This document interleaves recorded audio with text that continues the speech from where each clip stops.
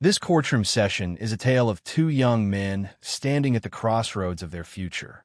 On one side, Christopher Bushnell, just 17, facing serious felony charges, begging for probation. On the other, Mario Blunt, already on probation, caught struggling with drugs and decisions. Both are young, both have chances, but as you'll see, the judge makes it brutally clear. Actions matter more than promises. Good morning. Good morning. You're Christopher Bushnell? Yes, ma'am. So, Mr. Bushnell, you were previously in court, entered pleas of guilty to the third-degree felony offense of evading arrest or detention with the use of a vehicle and the second-degree felony offense of engaging in organized criminal activity. Those were for agreements of a 10-year probation deferred in each of those cases. I have received the pre-sentence report. Has everyone had an opportunity to review that report? Yes, Your Honor. I will. Are there any additions or corrections to the report?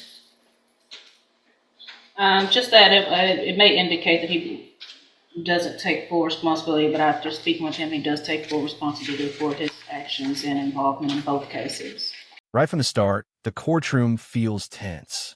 Bushnell is barely an adult, yet already tangled in crimes involving cars, guns, and organized activity.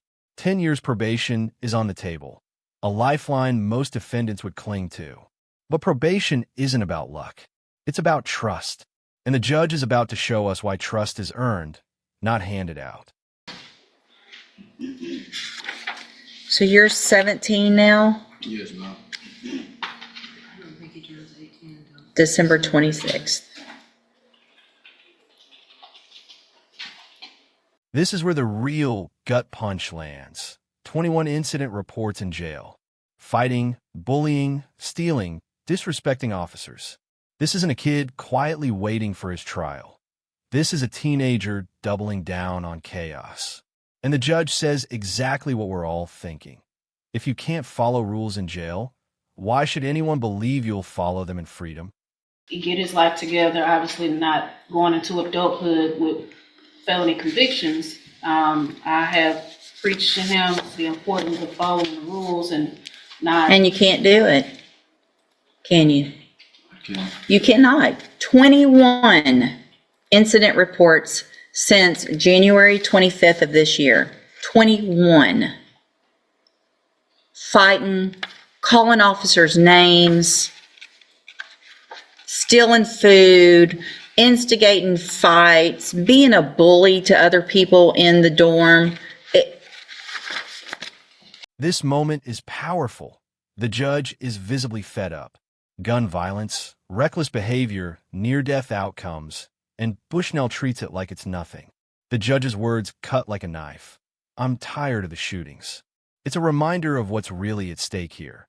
Not just Bushnell's life, but the safety of every innocent person he put at risk. And then the judge delivers the knockout blow. Stop acting like a punk. Raw, direct, and unforgettable. Follow rules in the jail. What makes you think you're going to come in here and I'm going to say, sure, go be on probation out in our community?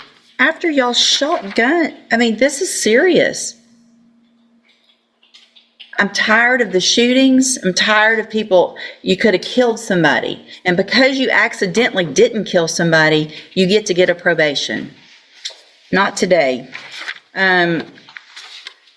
If I could send you to ISF, I would consider it. I can't. At this point, I'm going to reject the plea agreements. We will set the cases for a review in about 30 days. Let's see where we are, go over his options, y'all talk.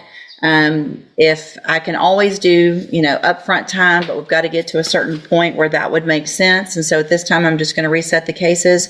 Again, I'm rejecting these plea agreements. And let me tell you, you get more of these, it's only going to get worse. I'm going to see them. A jury's probably going to see them a jury will see them if you go to trial. And you're going to end up in prison for up to 20 years because you can't follow the rules in our jail and you're acting like a little punk. So go stop acting like a punk, prove that you can behave, then we'll see what happens. When you come back next, I'll see how many of these I have. Now compare that to the next case. Mario Blunt, older, already on probation, but battling addiction. His struggle isn't about violence, it's about self-control, about whether he can break free from the grip of drugs before probation turns into prison. Judge, I've spoken to the probation officer who's here, and I'm just going to ask the court to follow her recommendation. The one allegation that would have been proved up is a misdemeanor assault from last year that was never filed by the police department. Okay. It looks like we don't need to proceed on that.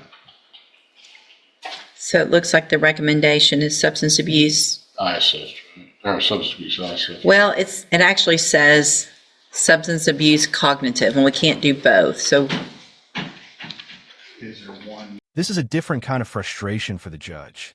Blunt admits to marijuana and meth use, claiming it was for anxiety. But excuses don't hold weight in court. The judge doesn't sugarcoat it. She says clearly, "I could be sending you to prison today." Yet here's the difference. While Bushnell wasted chances with violence, Blunt is at least showing progress, trying treatment, and the court notices that. So, Mr. Blunt, you're on probation for an extremely serious offense. I could be sending you to prison today for a very long time for violating your probation. Sounds like probation's willing to work with you. You've done some positive things while you're on probation, which are good, that you are going to treatment. You've made a great deal of progress. Those are the things that I'm really concerned about, but they're not the only things I'm concerned about. You've got to follow all of the rules, not just some of them. You've got to get this drug deal kicked. If you don't, you're going to go to prison over drugs instead of really what you or the underlying offense is. Do you understand? Yes. The judge delivers one last shot at redemption. Intensive treatment, both cognitive and drug-focused. She calls them tools that can change his life if he chooses to use them. And that's the key here, choice. Unlike Bushnell, Blunt has proven he's willing to try, and that earns him another chance. But it comes with a razor-thin warning, 0 tolerance from now on. In clause number 15-21380, I'm going to find that you entered your pleas of true to counts 2 and 3 freely and voluntarily. Find those counts true. Find sufficient evidence to find you guilty and revoke your probation, but I'm not going to do that.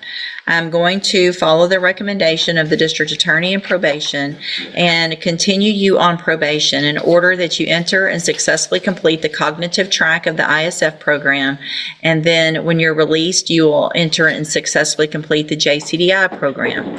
These programs are doing 2 different things. The first one is to help you make better decisions. It's about thinking and making better decisions. The JCDI program is the drug intervention program to help you with what you need, hopefully, to stop using drugs. So you're going to have all the tools that you need to make these better decisions, and then it's going to be up to you.